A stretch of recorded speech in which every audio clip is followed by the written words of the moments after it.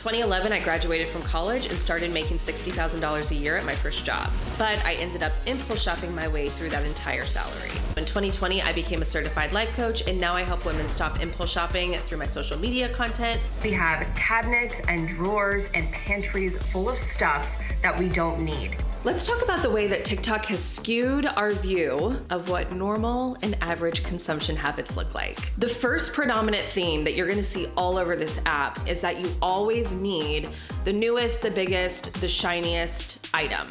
There's just this overarching message that the happier you will be. And that's just simply not the case.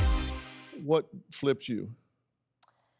Well, my wake-up moment was really when it came time to move out of my parents' house after a year, and I could barely afford to cover the security deposit in an apartment, let alone furnish one, making a $60,000 salary and virtually having no expenses living at home. And after that, I realized this isn't sustainable. The way that I've been spending can't go on. So you weren't really cognizant of the totals. No.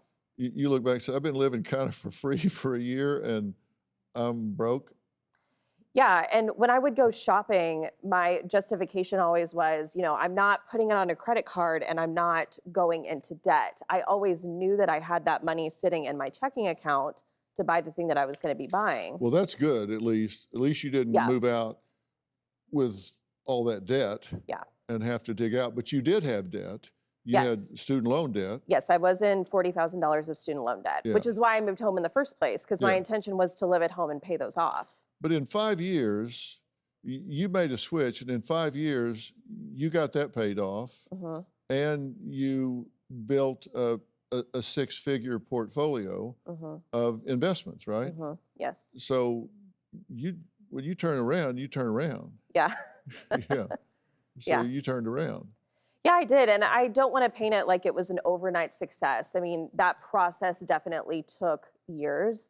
And it really started with very small changes in my consumption habits. Yeah, it wasn't overnight. It was, you did this across 5 years. Yeah. And you said you were trusting others more than you were trusting yourself. I was, giving your power away, and instead of relying on what you thought, what you felt, what you wanted. One of the biggest mistakes we make, and this is one of the things you're going to hear and that you figured out, is all of us do this. Everybody here does it. I can remember a time in my life when I was very young and did this. We all have a personal truth, what we know about ourselves and feel about ourselves. And if your personal truth is damaged, like I would get up and go to school in the 5th or 6th grade, and my house was chaotic, turmoil. My father was an alcoholic. He would come home drunk. We couldn't find the car. And I'd get up and go to school knowing that's what I came out of.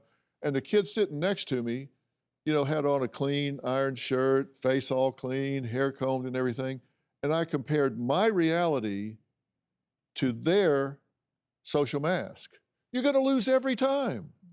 And on social media, it's not even their social mask, it's their produced mask with filters. They maybe took 1,000 photos before they posted that one. And you're comparing your personal truth with their image, which may not be anything like they were at all. And you decided, I'm not going to do that anymore. Yeah, and I think it was going through it enough times to realize that what I thought I was ultimately going to get from buying those things, it wasn't working and it wasn't giving that to me. And it did take me a while to go through that cycle enough times to figure out, okay, this isn't working. Y'all need to become new best friends.